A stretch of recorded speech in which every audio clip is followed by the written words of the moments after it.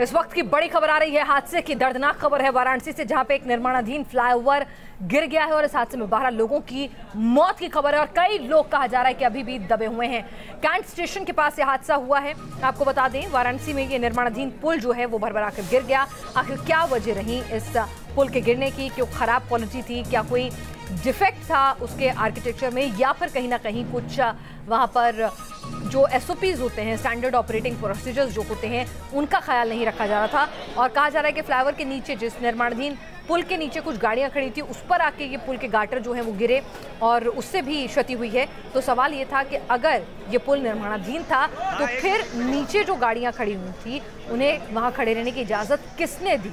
क्योंकि ऊपर से कुछ भी, जब कोई इमारत निर्माणाधीन होती है तो उसमें से कुछ भी टूट फूट, कोई भी सामान इधर उधर हो सकता है। वहाँ पे चारों तरफ आप बैरिकेडिंग करते हैं, मजदूरों को हेलमेट पहनाते हैं, तब ये काम होता है। तो आपने तो वहाँ गाड़ियाँ खड़ी करी हुई हैं। तस्वीरें देख सकते हैं आप किस तरीके से गाड़ियाँ बुरी तरह से क्षतिग्रस्त हुई है।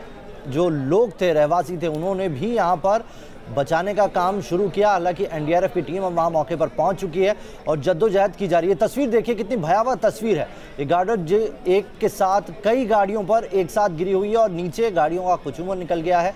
इसमें लोग थे या नहीं, ये अभी सवाल है, लेकिन 12 लोग जिनकी मौत हो चुकी है और कई और हैं जिन्हें जो दबे हुए हैं।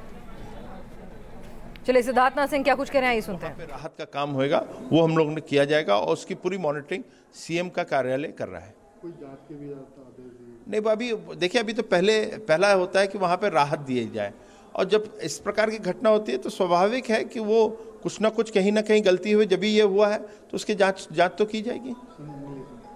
सर, बनारस की दो घटना सामने आई। Well, it's an unfortunate incident of the bridge collapsing in Banaras. The Chief Minister, Honorable Chief Minister, taking cognizance of the entire. तो देखिए आप किस तरीके से अभी राहत का काम देना प्राथमिकता है, सरकार की तरफ से बयान आया है। उसके बाद कहां कमी हुई, कहां चूक हुई, उसके लिए जांच की जाएगी। लेकिन ये तस्वीरें, ये भयानक तस्वीरें वाराणसी के कैंट स्टेशन के पास बने इस ब्रिज की है, जो एकाएक गिर गया। निर्माणाधीन ब्रिज, काम चल ही रहा था, ये गार्डर गिर गया और इसमें कई गाड़ियां दब गई, जिसमें लोग भी सवार थे।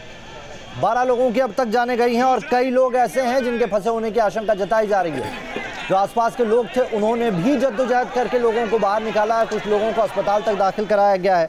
NDRF की टीम मौके पर पहुंच गई है, लेकिन अभी कुछ और साजो सामान की यहाँ दरकार है। जिस तरह की तस्वीरें सामने आ रही है, यहाँ पर इन गार्डर को हटाना, गाड़ियां जो हैं, गाड़ियां नीचे खड़ी हुई थी और सवाल फिर वही है कि एक निर्माणाधीन पुल के साथ ये गाड़ियां खड़ी करने की इजाजत किसने दी?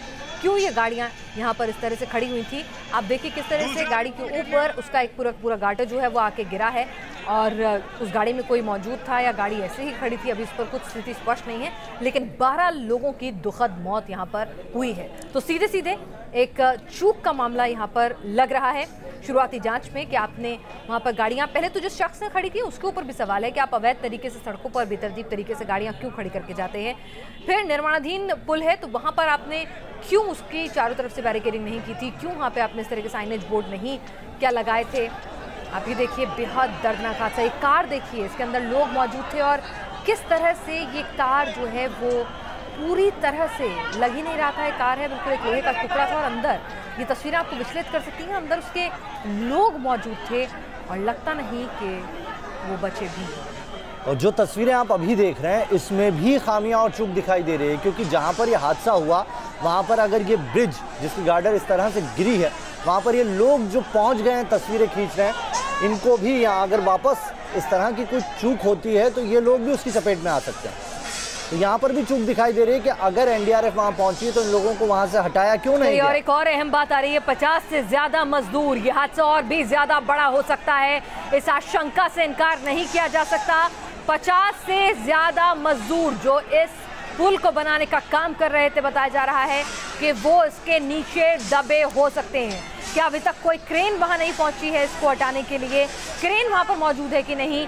रश आवर्स है, शाम का वक्त है और हम वहाँ की वाराणसी के शहर के मिजाज से, उसकी बनावट से बखूबी वाकिफ़ हैं। तो क्या ऐसे में वहाँ तक राहत बचाव के तमाम इक्विपमेंट पहुँचाना भी कितना मुश्किल भरा काम होगा नवीन?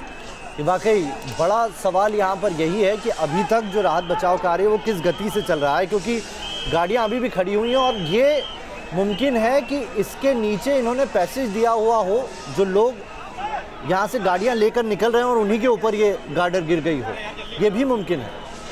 क्योंकि जिस तरीके से कतार से गाड़ियां खड़ी हैं उनमें लोग सवार हैं, मौत का आंकड़ा यहाँ बहुत ज़्यादा बढ़ सकता है। क्योंकि 50 मजदूर यहाँ काम कर रहे थे, वो भी लापता बताए जा रहे हैं।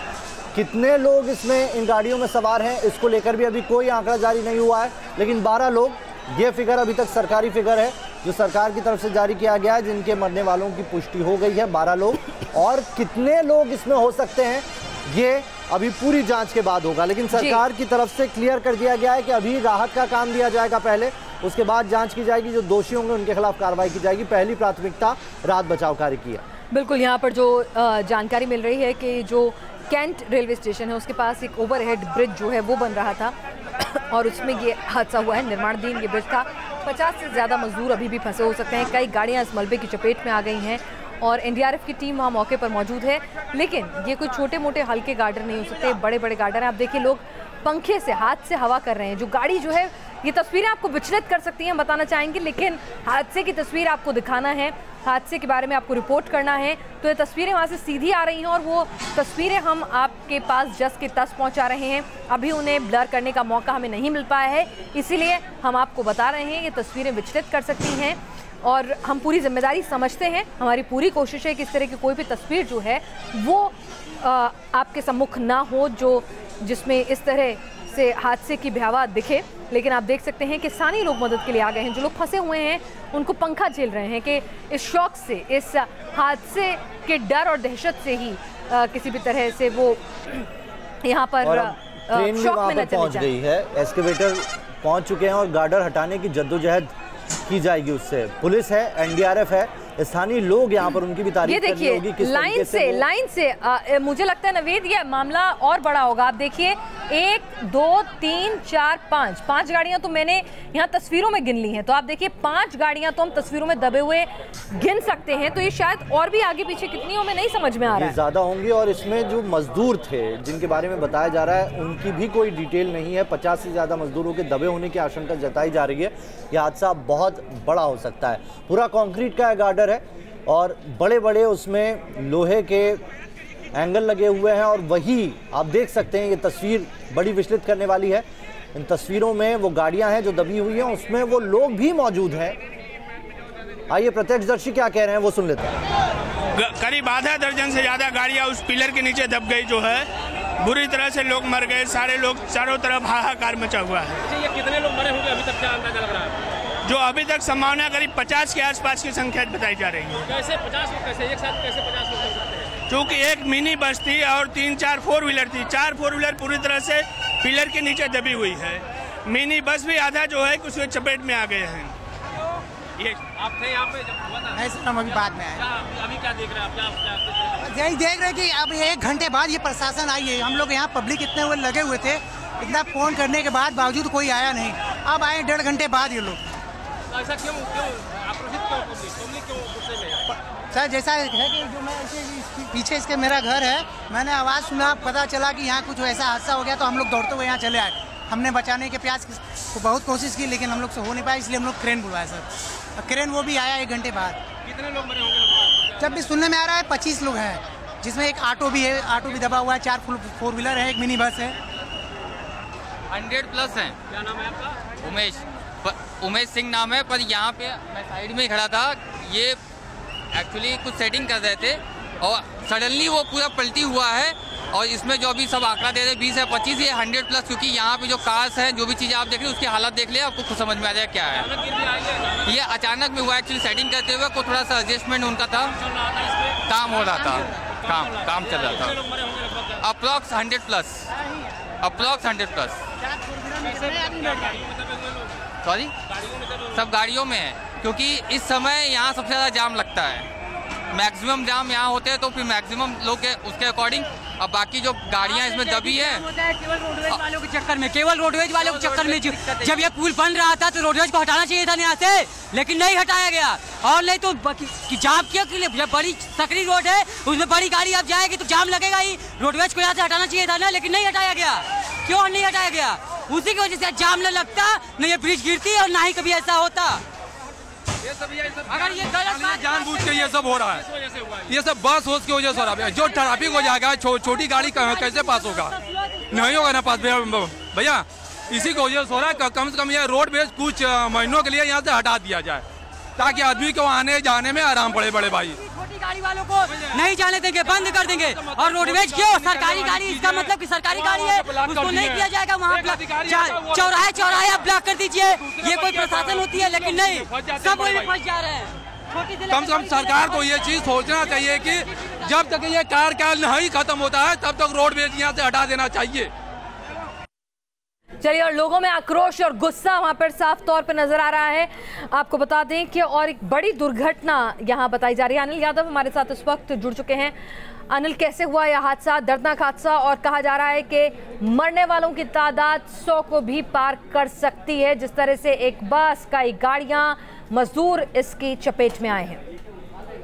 बिल्कुल, ये वाराणसी का बहुत भीड़ भाड़ वाला इलाका है, कैंट इलाका है, जहाँ पर एक निर्माणाधीन पुल जो है, ओवर ब्रिज है, वो गिरा है और इससे बहुत ज्यादा संख्या में लोग इसके नीचे दबे हुए हैं। लखनऊ में भी काफी हलचल है। मुख्यमंत्री योगी आदित्यनाथ ने तुरंत ही उप मुख्यमंत्री केशव प्रसाद मौर्य और राज्य मंत्री नीलकंठ तिवारी को वाराणसी के लिए रवाना किया है। जिला प्रशासन के साथ ही अगल बगल के जिलों को भी अलर्ट कर दिया गया है। तमाम हॉस्पिटल जो है उनको हाई अलर्ट पर रखा गया है और तमाम सरकार के जो जिम्मेदार आला अधिकारी है, उप मुख्यमंत्री हैं, वो स्वयं पहुंच रहे हैं और माना जा रहा है कि कल मुख्यमंत्री भी वाराणसी जा सकते हैं। अब ये बताइए, जो ब्रिज है, क्या इसके नीचे यातायात चालू रहता था या रोका गया था? क्योंकि गाड़ियां यहां से गुजर रही थी जिनके ऊपर ये गार्डर गिरी है। बिल्कुल, ये ओवर ब्रिज बन रहा था, इसका स्लैब ढल चुका था और यातायात इसके नीचे चालू था। यातायात रोका नहीं गया था, यातायात भी जारी था और बहुत भीड़ भाड़ वाला इलाका, कैंट इलाका है।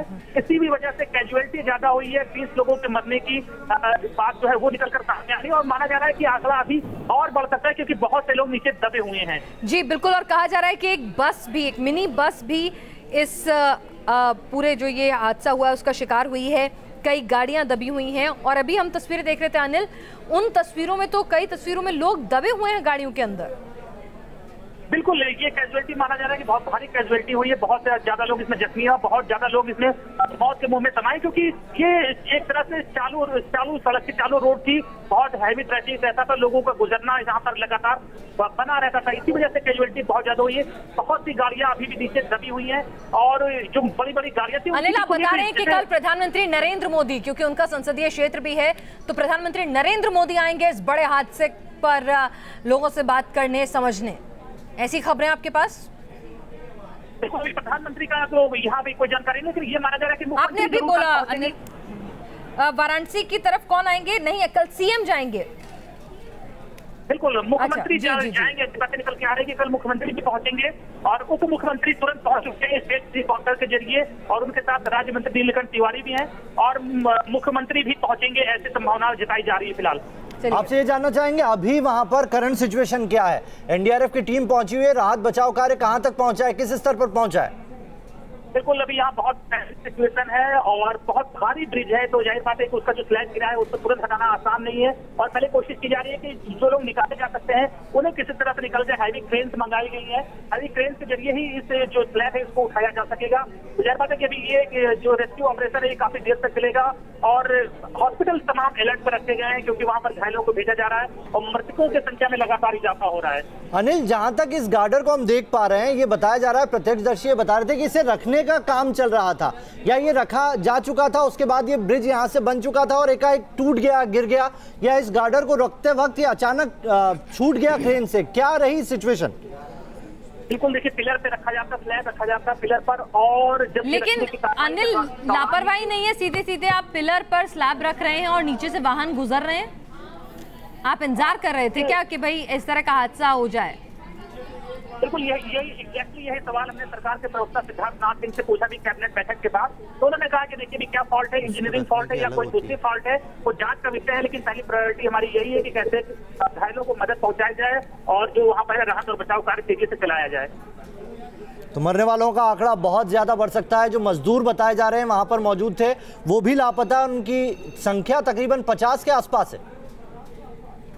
बिल्कुल अभी तुरंत कहना कि कितने एग्जैक्टली कितने लोग मरे हैं या कितने घायल हैं कहना बहुत मुश्किल है, क्योंकि एक बड़ा स्लैब था तो उसके नीचे बहुत ज्यादा लोग दबे हो सकते हैं, क्योंकि भीड़ भाड़ वाला इलाका, जैसे मैंने पहले बताया, ट्रैफिक वहां पर चालू था, चालू सड़क थी और लोगों का आने जाने का सिलसिला चल रहा था, गाड़ियां नीचे से जा रही थी तो उनके ऊपर गिरा है और बिल्कुल एक प्लेट बन गई। बिल्कुल, बनारस में कैंट एरिया में लहरतारा रोड है जहां पर ये ओवरहेड ब्रिज बनाने का काम चल रहा था, जहां पर ये हादसा हुआ। अनिल, आपने अगर लोगों से बातचीत की हो, जानने की कोशिश की हो, तकरीबन किस वक्त ये हादसा हुआ, किस तरह से ये हादसा हुआ, एक बार जो हमारे दर्शक इस वक्त हमारे साथ जुड़े हैं एक बार उन्हें तफसील से बताएं, आखिर क्योंकि तस्वीरों में स्पष्ट नहीं हो पा रहा कि आखिर कैसे ये हादसा हुआ।